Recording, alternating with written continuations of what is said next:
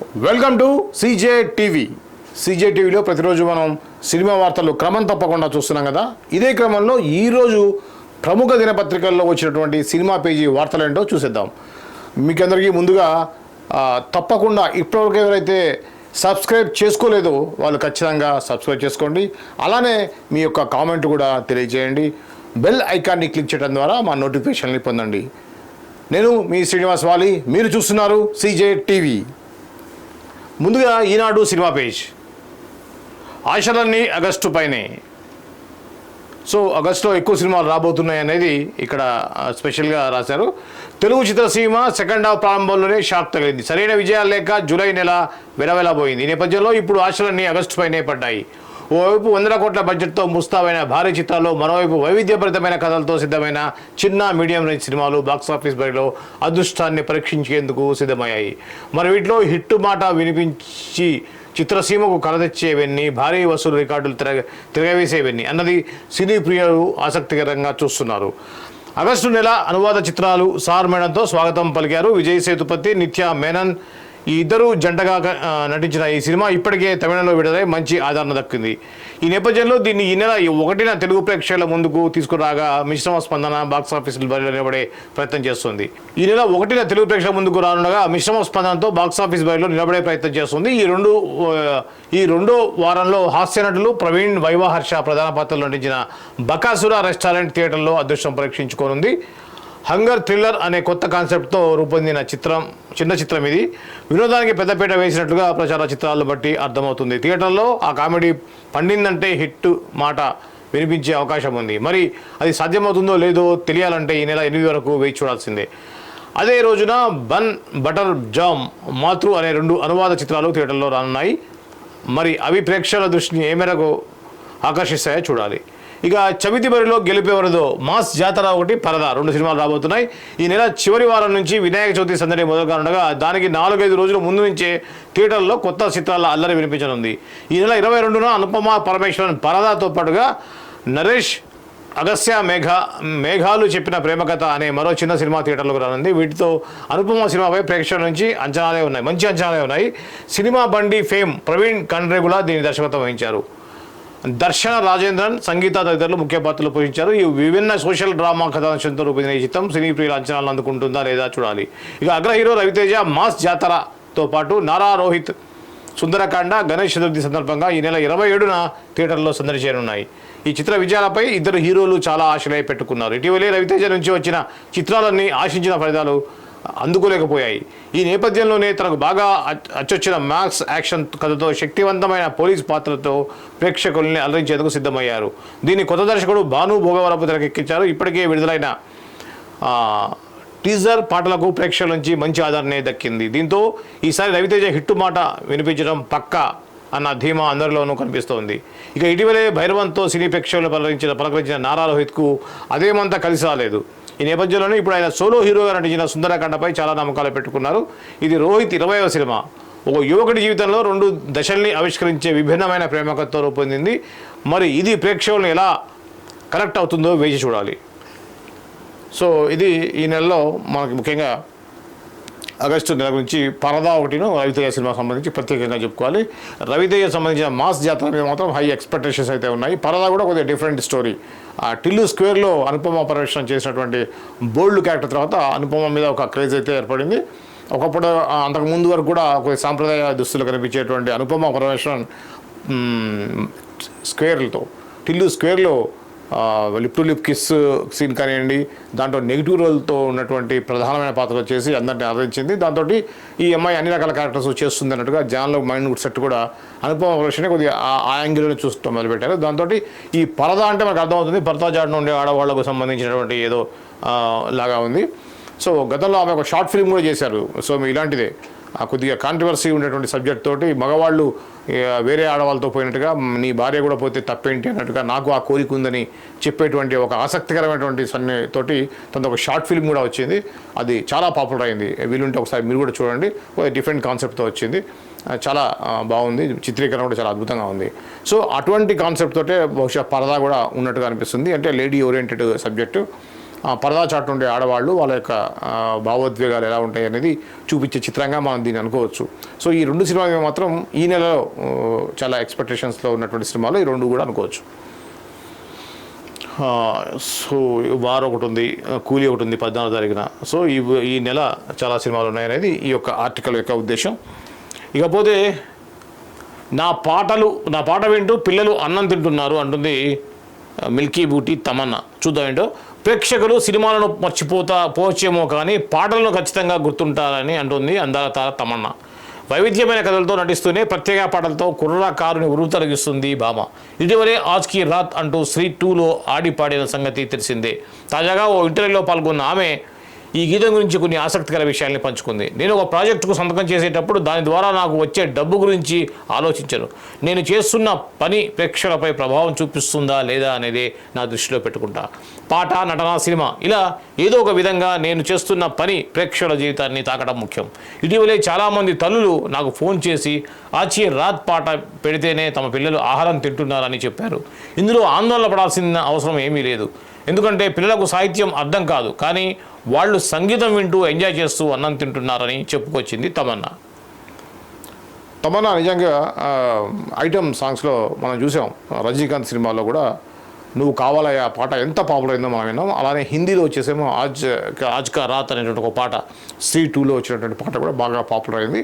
తమన్నా మంచి డాన్సర్ కూడా, చాలా మంచి ఫెయిర్ కలర్లో ఉన్నటువంటి తమన్నా ఇట్లాంటి ఐటమ్ సాంగ్స్ కానీ కాస్ట్యూమ్స్ కూడా చాలా ఫ్యాన్సీగా వేస్తుంది. కాబట్టి తన యొక్క పాట ఖచ్చితంగా జాన్లోకి వెళ్తుంది. దానికి తోడుగా లక్కీగా ఆ యొక్క మ్యూజిక్ కూడా సెట్ అవ్వడంతో ఇప్పుడు చూస్తే విధంగా చెప్పాలంటే టాప్ 10లో 4-5 పాటలు తనయే ఉంటాయి ఈ ఐటమ్ సాంగ్స్ విషయంలో.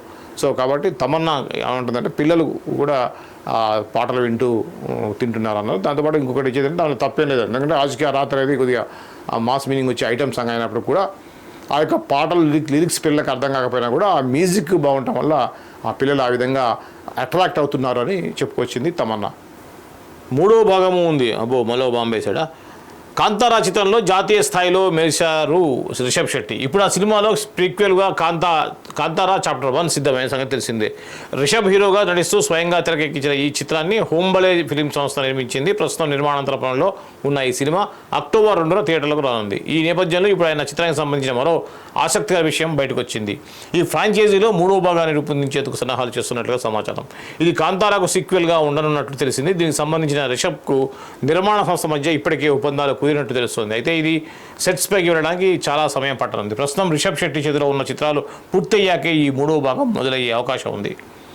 సో కాంతారా సంబంధించి మనం తెలుసు, రిషబ్ శెట్టి కాంతారాతోటి ఏ విధంగా నేషనల్ లెవెల్లో క్రేజ్ని సంపాదించుకున్నటువంటి రిషబ్ శెట్టి కాంతారాకి ప్రీక్వెల్గా చాప్టర్ 1 అనేటువంటి సినిమాని మొదలుపెట్టారు. దాదాపు పూర్తయింది, అక్టోబర్లో రిలీజ్కి ఉంది. అయితే ఈ క్రమంలో కాంతారా సంబంధించి 3వ పార్ట్ కూడా రాబోతుంది అనేది ఇక్కడ ఒక ప్రధానంగా ఒక కొత్త వార్త. సో కాకపోతే ఏంటంటే ఇప్పుడు ఆల్రెడీ ఇప్పటికే 2-3 పాన్ ఇండియా సినిమాల్లో కమిట్ అయ్యాడు, తెలుగు సినిమాలు కూడా కమిట్ అయిన నేపథ్యంలో ఆ ప్రాజెక్ట్స్ అన్ని అయిపోయిన తర్వాతనే ఈ కాంతారా సంబంధించినటువంటి పనులు అవుతాయనేది ఇక్కడ వార్త.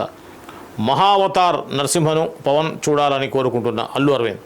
తమ కుటుంబ సభ్యులు సన్నిహితుల్లో సనాతన ధర్మం గురించి పవన్ కళ్యాణ్కు తెలిసినంతగా ఎవరెవరికి తెలియదన్నారు నిర్మాత అల్లు అరవింద్. పవన్ సనాతన ధర్మం గురించి ప్రసంగిస్తే అందరూ ముగ్ధులవుతారని, ఆయన మహావతార్ నరసింహ చిత్రాన్ని చూసి దాని గురించి మాట్లాడాలని కోరుకుంటున్నారని ఆశాభావం వ్యక్తం చేశారు. అశ్విన్ కుమార్ తెరకెక్కించిన ఈ యానిమేటెడ్ చిత్రాన్ని హోంబలే ఫిల్మ్స్ సమర్పణలో శిల్పా ధావన్, కుశాల్ దేశాయ్, చైతన్య దేశాయ్ నిర్మించారు. ఈ సినిమాకి గీతా ఫిల్మ్ డిస్ట్రిబ్యూషన్ ద్వారా ఇటీవలే తెలుగు ప్రేక్షకుల ముందుకు వచ్చింది. ఈ నేపథ్యంలో ఆదివారం హైదరాబాద్లో సక్సెస్ మీట్ నిర్వహించారు. ఈ సందర్భంగా నిర్మాత అల్లు అరవింద్ మాట్లాడుతూ ఈ చిత్రాన్ని నేను విడుదల చేసేలా అనుగ్రహించిన నరసింహస్వామికి నమస్కారం. ఈ సినిమా కోసం దర్శక నిర్మాతలు ఎంతో కష్టపడ్డారు. 2021లో సినిమాని మొదలుపెట్టి ఎన్నో సవాళ్లను ఎదుర్కొని పట్టుదలతో దీన్ని మన ముందుకు తీసుకొచ్చారు. ఇప్పుడు ఈ నరసింహస్వామి వారే వాళ్లకు ఈ అద్భుతమైన విజయాన్ని అందించారు. ఎప్పుడు థియేటర్స్కు రాని ప్రేక్షకులు కూడా ఈ చిత్రాన్ని వీక్షిస్తున్నారు. ఓ ఉద్వేగంతో తమ తోటి వారికి ఈ సినిమా గురించి గొప్పగా చెప్తున్నారు అన్నారు. ఈ చిత్రం చూస్తున్నంతసేపు ఒక గుడిలో ఉన్నామన్న అనుభూతి కలిగింది. ఈ సినిమాతో దర్శకుడు అశ్విన్ కుమార్ యావత్ ప్రపంచానికి నరసింహస్వామి దర్శనం చేయించారు. దీన్ని తీసిన వారు, రాసిన వారు, చూసిన వారు అందరూ ధన్యులే అన్నారు. నటుడు తనికెళ్ళ భరణి. దర్శకుడు అశ్విన్ కుమార్ మాట్లాడుతూ ఇది సినిమా కాదు మహాదర్శనం అని ప్రేక్షకులు చెప్తున్నారు. ఈ చిత్రానికి వచ్చిన ప్రతి ప్రశంస నరసింహస్వామికి చెందుతుంది అన్నారు. ఈ కార్యక్రమంలో జొన్నవిద్ర రామలింగేశ్వరరావు, శిల్పా ధావన్ తదితరులు పాల్గొన్నారు. నిజంగా ఈ యొక్క నరసింహ యానిమేషన్ సినిమా చూడకపోతే మీరు యూట్యూబ్లో ప్రోమోస్ ఉంటాయి చూడండి, ఎంత అద్భుతంగా ఉందంటే అసలు మా తెలుగు మన ఇండియన్స్ చేసిన సినిమానైనా ఇది అన్నట్టుంది. హాలీవుడ్ రేంజ్లో గ్రాఫిక్స్ అయితే ఉన్నాయి. నరసింహ ఉగ్రావతారం ఎలా ఉంటుందో మనందరికీ తెలుసు. భక్త ప్రహ్లాద లాంటి టైంలోనే మనం ఆల్రెడీ నరసింహస్వామికి సంబంధించి చాలా అద్భుతమైన ఘట్టాలు చూసాం. ప్రహ్లాదుడు నరసింహస్వామి అవతారం ఏ విధంగా వచ్చింది, హిరణ్యకశిపుడు ఏ విధంగా సంహరించింది అనేది మనం పురాణాల్లో చూసాం, పురాణ గాథల్లో విన్నాం. దాన్ని విజువలైజ్ చేసినప్పుడు మాత్రం ఖచ్చితంగా గూస్ బంప్స్ వచ్చేటువంటి సీన్స్ అయితే ఉంటాయి. సో చాలా అద్భుతంగా ఉందని చెప్పేసి అన్నారు. దాదాపు 10కి 9.8 9.9 రేటింగ్లో ఇప్పుడు నడుస్తూ ఉంది. ఇది అంత ఎక్కువ మంది దాన్ని ఇష్టపడుతున్నారు. చూసిన వాళ్ళలో దాని మీద పాజిటివ్గా రియాక్ట్ అయ్యే వాళ్ళైతే 99% ఉన్నారు. సనాతన ధర్మ గురించి పవన్ కళ్యాణ్ చాలా గొప్పగా మాట్లాడతారు. అలాంటి పవన్ కళ్యాణ్ లాంటి వాళ్ళు ఈ సినిమాని చూసి దీని గురించి చెబితే ఇంకా ఎక్కువ మందికి రీచ్ అవుతుంది అనేది ఈ యొక్క సినిమాని తెలుగులో డిస్ట్రిబ్యూట్ చేస్తున్న గీతా ఆర్ట్స్ అధినేత అల్లు అరవింద్ ప్రస్తావించడం కూడా గమనార్హం. పవన్ కళ్యాణ్ నిజంగా కూడా సనాతన ధర్మం గురించి ఎప్పుడు చెప్పేటువంటి వ్యక్తి. దీని గురించి చెప్తే మాత్రం ఎక్కువ మంది సనాతనాన్ని ఫాలో అయ్యే వాళ్ళందరూ కూడా ఈ సినిమాని చూసే అవకాశం ఉంటుంది. ఇలాంటి మంచి సినిమా ఎంత రీచ్ అవుతే అంత ఆధ్యాత్మిక భావన అనేది ప్రజల్లో పెరుగుతుందని చెప్పేసి మనం భావించవచ్చు. గుర్రపు స్వారీ వీరుడిగా కథానాయకుడు నితిన్ చేతిలో ప్రస్తుతం 2 సినిమాలు ఉన్నాయి. వాటిలో ఒకదాన్ని త్రివిక్రమ్ కే కుమార్ తెరకెక్కిస్తున్నారు. సంగతి తెలిసిందే. ఇష్క్ విజయం తర్వాత వీళ్ళ కాంబోలో రూపొందుతున్న 2వ చిత్రం ఇది. ఒక క్రీడా నేపథ్యం కథాంశంతో రూపొందినట్లుగా ఇప్పటికే నితిన్ ప్రకటించారు. కాగా ఇప్పుడు ఆయన పాత్రకు సంబంధించి ఓ ఆసక్తికరమైన విషయం బయటకు వచ్చింది. నితిన్ దీంట్లో గుర్రపు స్వారీ వీరుడిగా కనిపించినట్లుగా సమాచారం. ఈ పాత్ర కోసం ఆయన తన శరీరాకృతిని మార్చుకున్నట్టుగా తెలుస్తోంది. ఇది తన కెరీర్లోనే భారీ బడ్జెట్ చిత్రంగా నిలవనుంది. విజువల్ ఎఫెక్ట్స్కు ఎంతో ప్రాధాన్యత ఉందని వార్తలు వినిపిస్తోంది. ఈ చిత్రానికి ఏడాది చివరిలో మొదలయ్యే అవకాశం ఉంది. నితిన్ ప్రస్తుతం బలగం వేణు దర్శకత్వంలో ఎల్లమ్మ అనే చిత్రాన్ని ప్రారంభించేందుకు సిద్ధమవుతున్నారు. ఇది నిజానికి నితిన్ పాపం చాలా కష్టపడేటువంటి నటుడు, కానీ సక్సెస్ రేట్ మాత్రం చాలా అంటే చాలా తక్కువ ఉంది. నాకు తెలిసి ఒక 20-30% కూడా ఆయనకి సక్సెస్ రేట్ లేనట్టుగా ఉంది. ఎక్కడ మిస్టేక్ తెలియదు, కానీ పాపం కెరీర్ మాత్రం చాలా ఎత్తులకు తక్కువ వంపులులో ఉంది, డౌన్ఫాల్ ఎక్కువ ఉంది. సో మంచి నటుడు, తెలంగాణకు సంబంధించిన కళాకారుడు, వాళ్ళ ఫాదర్ కూడా డిస్ట్రిబ్యూటర్ ప్రొడ్యూసర్ సుధాకర్ రెడ్డి గారు. అయినప్పటికీ కూడా సరైన సక్సెస్ని అందుకోలేకపోతున్నాడు. ఒక సక్సెస్ వచ్చిందంటే ఒక 10 ఫెయిల్యూర్స్ రావడం, ఈ విధంగా అతని కెరీర్ నడుస్తుంది. రీసెంట్గా వచ్చిన సినిమా మీద చాలా ఎక్స్పెక్టేషన్స్ పెట్టుకున్నారు. రాబిన్ హుడ్ మీద హీరోయిన్ శ్రీలీల ఆ కాంబినేషన్ బాగుంటుందని చెప్పి ఎక్స్పెక్ట్ చేశారు, కానీ అది కూడా డిజాస్టర్గా నిలిచింది. సో ఏదేమైనా ఇప్పుడు రాబోయేటువంటి ఎల్లమ్మ అన్న ఒకటి సినిమా వస్తుంది, బలగం వేణు దర్శకత్వంలో, దిల్ రాజు ప్రొడక్షన్లో. అలానే విక్రమ్ కే కుమార్ గతంలో ఇష్క్ సినిమా మాకు తెలుసు, మనం సినిమా కూడా అతనే డైరెక్టర్, మంచి దర్శకుడు. విక్రమ్ కే కుమార్ దర్శకత్వంలో వస్తున్నటువంటి సినిమాలో గుర్రపు స్వారీ చేసేటువంటి వీరుడుగా నితిన్ కనిపించబోతున్నారు అనేది ఈ వార్త. నో చెప్పడం అనే ఆర్ట్లో నేను ఫెయిల్యూర్ స్టూడెంట్నే. సత్యదేవ్ సంబంధించి చూద్దాం. నా కోసం రాసుకుని వేరొకరితో చేద్దాం అనుకున్నారు. దర్శకుడు గౌతమ్ కింగ్డమ్ కథ చెప్పగానే ఎలాంటి లెక్కలు వేసుకోకుండా ఈ చిత్రం చేస్తున్నానని వెంటనే చెప్పేశా. నాకంతా నచ్చింది ఈ స్క్రిప్టు. ఈరోజు నా నమ్మకం నిజమైంది. ప్రేక్షకుల నుంచి ఆదరణ లభిస్తుండటం ఆనందాన్ని ఇస్తుంది. నిజానికి దీంట్లో శివ పాత్రకు గౌతమ్ నన్ను దృష్టిలో పెట్టుకునే రాసుకున్నా. ఏవో కారణాల వల్ల ఆయన తొలుత నన్ను సంప్రదించలేదు. వేరే నటులతో చేద్దామని కూడా అనుకున్నారు. అయితే చిత్రీకరణ మొదలవడానికి కొద్ది రోజుల ముందు గౌతమ్ నన్ను కలిసి కథ గురించి చెప్పారు. ఆ కథ, నా పాత్ర భిన్న కోణాల్లో తీర్చిదిద్దిన తీరు నచ్చి వెంటనే ఓకే చెప్పా. మనం తినే ప్రతి మెతుకు మీద మన పేరు రాసి ఉంటుందంటారు. అలానే ఏ పాత్ర ఎవరు చేయాలనేది కూడా రాసి పెట్టి ఉంటుందని నేను అప్పుడు అనిపించింది. ఆ 2 సవాళ్ళుగా అనిపించింది. ఈ చిత్ర విషయంలో నటుడిగా నాకు సవాల్ అనిపించిన సీక్వెల్ 2 ఉన్నాయి. విజయ్ నా తమ్ముడని తెలిసాక జైల్లో మా ఇద్దరి మధ్య సంభాషణ జరుగుతుంది. తమ్ముడంటే మనసులో ఎంత ప్రేమ ఉన్నా పైకి మాత్రం అది చూపించకుండా, ఒకవేళ చూపిస్తే తమ్ముడు నాతో ఉండిపోతాడు అంటాడేమో భయంతో నాలో ఉంటుంది. ఒకవైపు తమ్ముడు, మరోవైపు దివి ప్రజలు, ఇంకోవైపు తనకు తెలిసిన నిజం. ఇలా పాత్ర చుట్టూ ఎంతో ఎమోషనల్గా దాగి ఉంటుంది. ఆ డ్రామా అందరినీ ప్రభావితంగా పండించడం బాగా సవాల్గా అనిపించింది. అలానే ఈ చిత్ర విషయంలో శారీరకంగా బాగా శ్రమ పెట్టినది మాత్రం క్లైమాక్స్ ఎపిసోడ్. ఇప్పుడు ప్రేక్షకుల నుంచి వస్తున్న ఆదరణ చూశాక నేను పడిన కష్టం అంతా మర్చిపోయాను. ప్రమాదాల నుంచి బయటపడ్డా. ఈ సినిమాలో బోట్ సీక్వెల్ ప్రేక్షకుల నుంచి చక్కటి ఆదరణ లభిస్తోంది. మేము ఆ ఎపిసోడ్ కోసం చాలా కష్టపడ్డాం. నిజానికి నాకు బోట్ నడపడం రాదు, కానీ నన్ను నమ్మి విజయ్ బోట్లో కూర్చోవాలి. ఆ నీటి ప్రవాహానికి తగ్గట్టుగా నేను దాన్ని నడపాలి. కాకపోతే దాన్ని కుడివైపు తిప్పితే ఎడమవైపుకు, ఎడమవైపు తిప్పితే కుడివైపుకు వెళ్తుంది. దీంతో తొలుత బోట్ నడపడానికి చాలా భయపడ్డా. ఈ క్రమంలోనే ఆ సీక్వెన్స్ చిత్రీకరణ సమయంలో కొన్ని ప్రమాదాల నుంచి బయటపడ్డాం. ఒకసారి చెట్టు కొమ్మల్లోకి వెళ్ళిపోయింది, మరోసారి చెట్టు మీద పడబోయింది.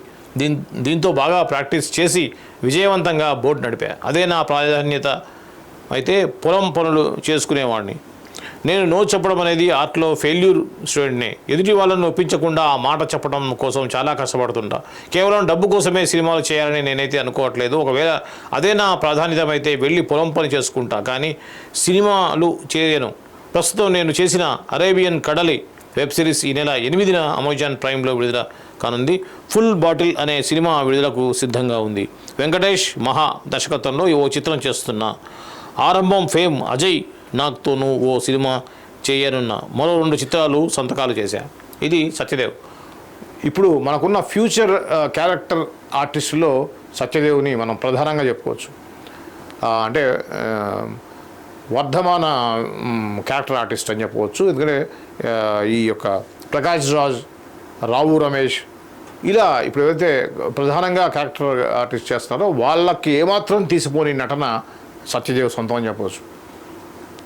చాలా సెటిల్డ్గా ఎటువంటి క్యారెక్టర్ అయినా అవలీలగా చేయగలుగుతాడు. ఇంటెన్సిటీ అనేది అతని కళ్ళలో కనిపిస్తూ ఉంటుంది. ఆ పాత్రకు సంబంధించి ఆ నటించే స్టైల్ కూడా మహేష్ బాబు, ప్రకాష్ రాజు ఈ కోవలో అంటే చాలా న్యాచురల్గా డైలాగ్ డెలివరీ కానీ, ఆ డిక్షన్ కానీ చాలా అద్భుతంగా చేయగల నటుల్లో అతి కొద్ది మంది నటుల్లో సత్యదేవ్ కూడా ఒకతను.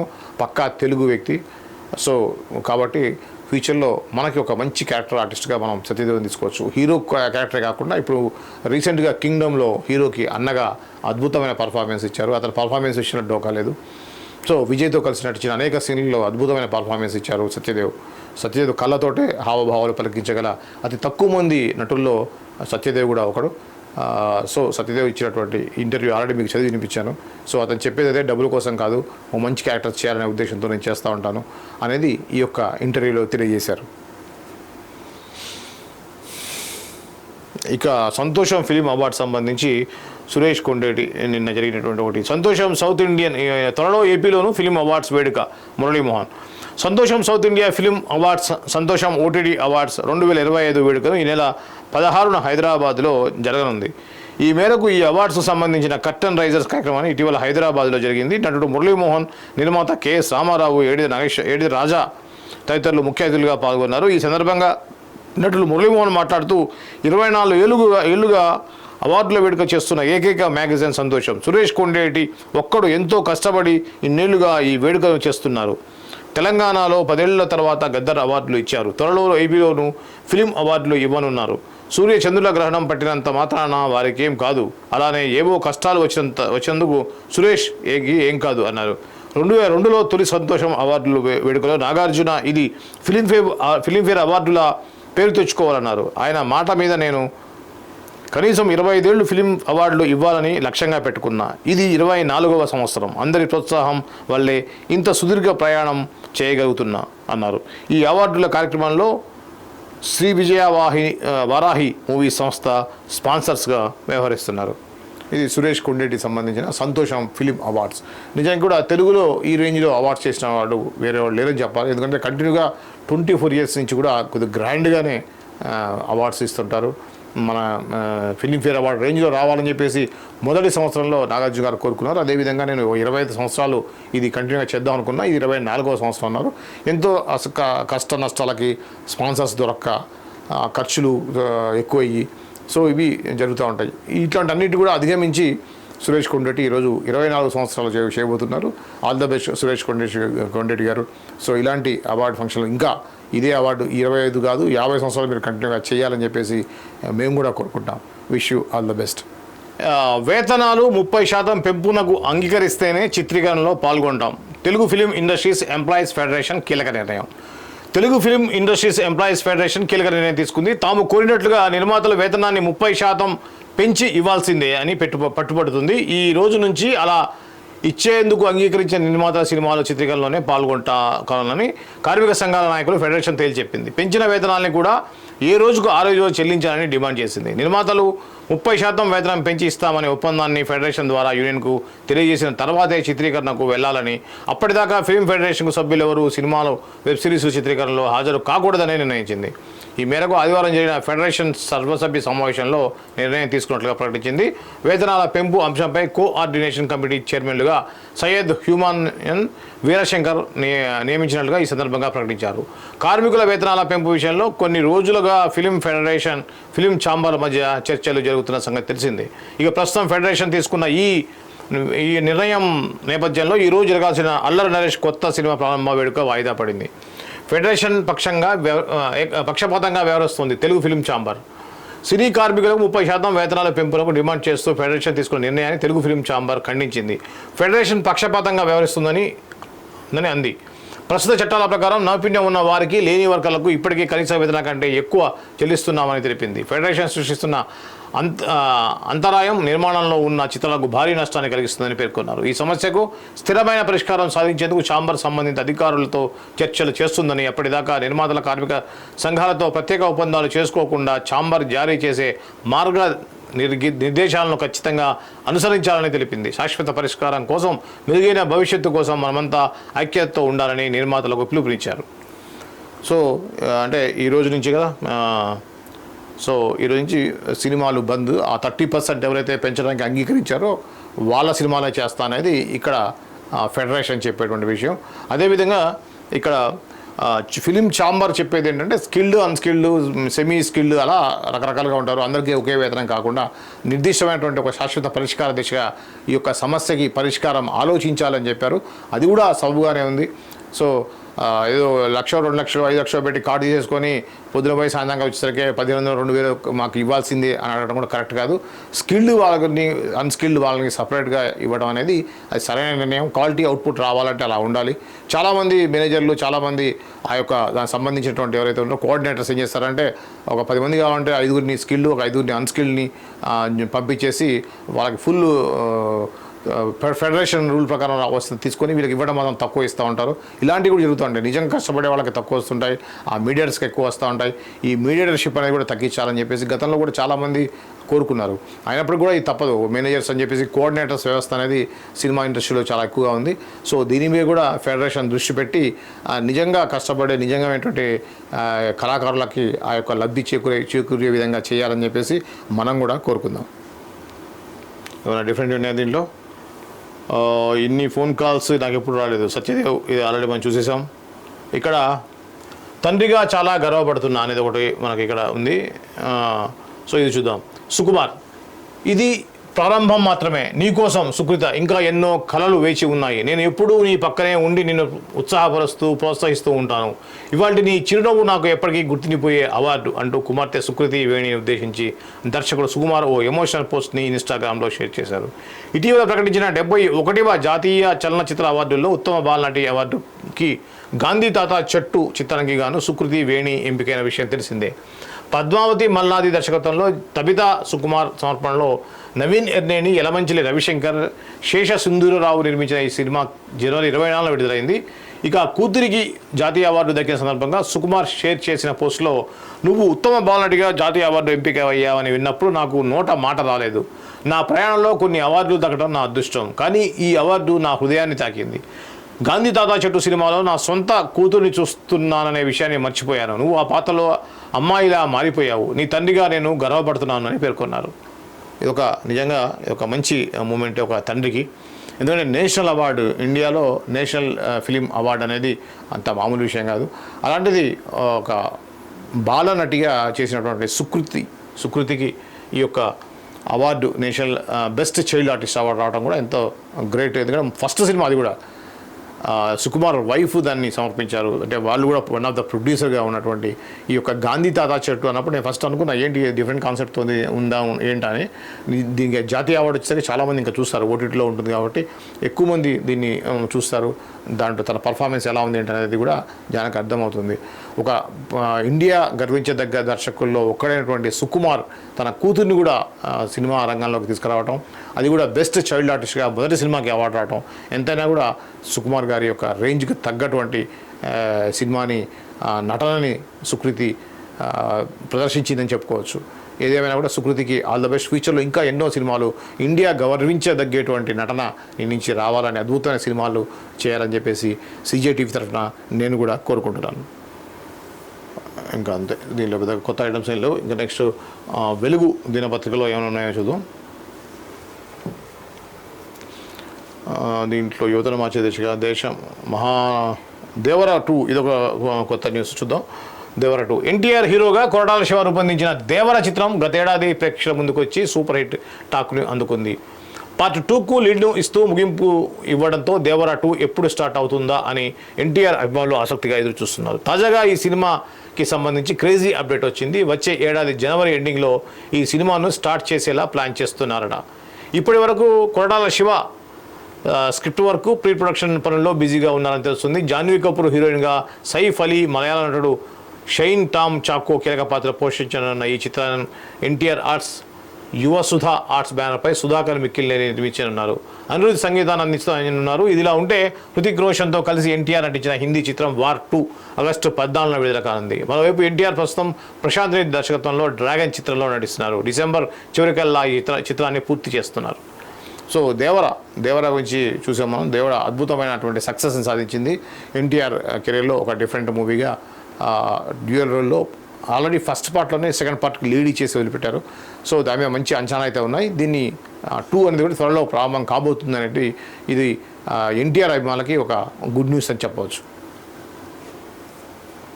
ఇక శ్రీలీల షెర్రీతో ఫోక్ సాంగ్, తనదైన ఎనర్జెటిక్ యాక్టింగ్తో వచ్చిన తక్కువ టైంలోనే ఎక్కువ ఫేమ్ తెచ్చుకుంది శ్రీలీల. ఓవైపు హీరోయిన్గా వరుస సినిమాలు చేస్తూనే మరోవైపు స్పెషల్ సాంగ్స్తోనూ ప్రేక్షకులను అలరిస్తోంది.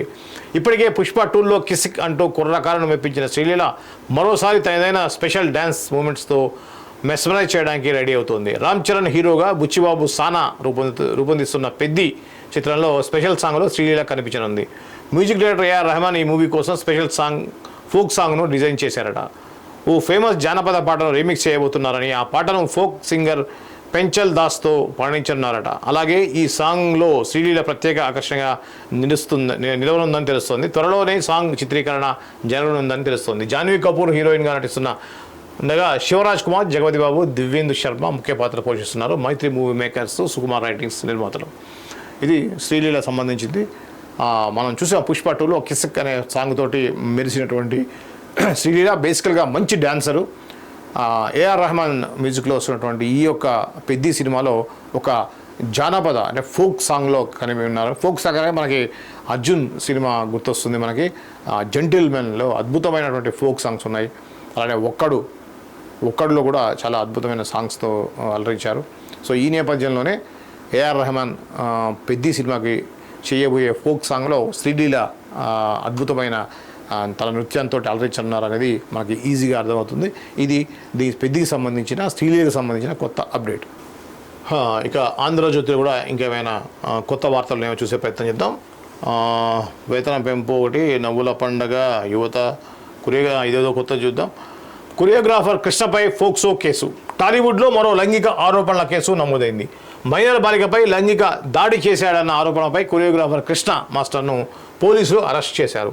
అతనిపై ఫోక్సో చట్టం కింద కేసు నమోదు చేశారు. Gachibowli police station inspector Mohammed Habibullah Khan తెలిపిన వివరాల ప్రకారం ఓ పెళ్లైన మహిళతో కృష్ణ మాస్టర్ వివాహేతర సంబంధం కొనసాగిస్తున్నాడని, ఈ క్రమంలో ఆమె కూతురుపై కూడా కృష్ణ లైంగిక దాడి చేశాడంటూ సదరు మహిళ జూలై 9న ఫిర్యాదు చేశారు.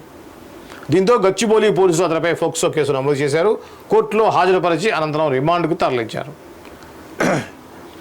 ఇవి అన్నీ కూడా నిజానికి చాలా బాధాకరమైనది. ఇటువంటి వార్తలు మనం చదవటం అనేది, మహిళలు అక్రమ సంబంధాలు పెట్టుకోవటం, ఆ మహిళకి గతంలో పెళ్ళైనటువంటి భర్త ద్వారా పిల్లలుంటే వాళ్ళ మీద కూడా ఇప్పుడు ఎవరైతే ఈ మహిళతోటి అక్రమ సంబంధం పెట్టుకున్న వాళ్ళు ఆ అమ్మాయి పేరు కూడా మీద కూడా దాడి చేయటం అనేది తరచుగా వింటా ఉన్నాం. ఆడవాళ్ళు చాలా జాగ్రత్తగా ఉండాలి ఇట్లాంటి విషయాలు. ఎందుకంటే తను చేసేదే తప్పు. తను వివాహేతర సంబంధం పెట్టుకుంది అంటేనే ఆ పాపకి ఆ మైండ్లో ఆల్రెడీ కూడా మా మమ్మీ ఇలా చేస్తుంది అనేది ఒకటి ఉంటుంది. దాంతో ఈజీగా లోబర్చుకునే అవకాశం ఉంటుంది. ఆ ఇంటికి తరచుగా వస్తూ ఉంటాడు. ఆ ఇంట్లోనే ఒకే ఇంట్లో ఉన్నప్పుడు ఏదో ఒక పని మీద తల్లి బయటికి పోయినప్పుడు తల్లినప్పుడు చిన్నగా ట్రాప్ చేస్తారు. ఫోక్సో చట్టం కింద అంటే అమ్మాయి మైనర్ బాలిక ఇన్ని ప్రలోభాలకు తీసుకొని వాళ్ళు ఆ విధంగా లైంగిక దాడి చేసేటువంటి అవకాశాలు అయితే చాలా ఎక్కువగా ఉంటాయి. కాబట్టి ఖచ్చితంగా ఇలాంటి మీకు ఎవరైనా నచ్చని వాళ్ళతోటి మీరు జీవితం కొనసాగించినప్పుడు డివోర్స్ తీసుకొని మళ్ళీ పెళ్లి చేసుకోవాలి తప్పించి ఇలా అక్రమ సంబంధం పెట్టుకోవటం వల్ల ఇటువంటి అనర్థాలు జరిగేటువంటి అవకాశాలు అయితే చాలా ఎక్కువగా ఉంటాయి. కృష్ణా మాస్టర్ మీద కూడా ఎఫ్ఐఆర్ బుక్ అయ్యి అతను రిమాండ్కి తరలించారు. ఇది ఒక స్ట్రాంగ్ చట్టం ఫోక్సో అనేది.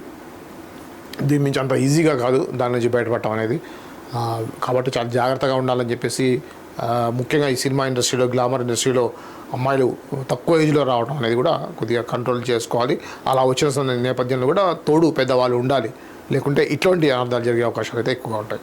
ముగింపు మార్చడం నన్ను బాధించింది. ధనుష్ కథానాయకుడిగా ఆనంద్ ఎల్ రాయ్ తెరకెక్కించిన రామ్జునా 2013లో విడుదలైన సంచలన విజయం సాధించింది. ఇందులో పాటలు భావోద్వేగాలు అందరినీ ఆకట్టుకోగా ముగింపు చాలామంది కంటతడి పెట్టించింది. ఇటీవలే ఈ సినిమా తమిళనాడులో రిలీజ్ చేశారు. అయితే ఏఐ సహాయంతో ఇందులో క్లైమాక్స్ను నిర్మాతలు మార్చారు. 2013లో విడుదలైన ఒరిజినల్ వెర్షన్ ముగింపులో తీవ్ర గాయాలతో ఆసుపత్రిలో చేరిన హీరో చికిత్స తీసుకుంటూ చనిపోతాడు. అయితే కొత్తగా విడుదల చేసిన వెర్షన్లో హీరో కోలుకున్నట్లుగా చూపించారు. దీనిపై నెట్టింట భిన్నాభిప్రాయాలు వ్యక్తమవుతున్నాయి. ఈ వెర్షన్ చూసిన ఫ్యాన్స్ కొందరు ఆనందం వ్యక్తం చేస్తుండగా దీనిపై ధనుష్, ఆనంద్, కేఎల్ రాయ్తో పాటు మరికొందరు అభిమానులు అసంతృప్తి వ్యక్తం చేశారు. ఈ సినిమా ముగింపు మాస్టర్ నన్ను కలిసివేసింది. క్లైమాక్స్ మార్పు సినిమా ఆత్మను దెబ్బతీసింది. నేను వద్దంటున్న ఈ రిలీజ్కు ముందుకెళ్లారు. 12 ఏళ్ల క్రితం నేను చేసిన సినిమా ఇది కాదు. ఇలా ఏఐతో సినిమా కంటెంట్ మార్చడం కథతో పాటు కళాకారులను తీవ్ర ఆందోళన కలిగించే విషయం. ఇలాంటి పనులు కథ చెప్పే విధానానికి, సినిమా వారసత్వానికి ప్రమాదకరం. భవిష్యత్తులో ఇలాంటివి మరోసారి జరగకుండా కఠిన చర్యలు తీసుకోవాలని ఆశిస్తున్నానని ధనుష్ ఆవేదన వ్యక్తం చేశారు. ఇలా కృత్రిమ మేధ సాయంతో సినిమా కంటెంట్ను మార్చే ప్రయత్నం అర్ధరహితమైంది.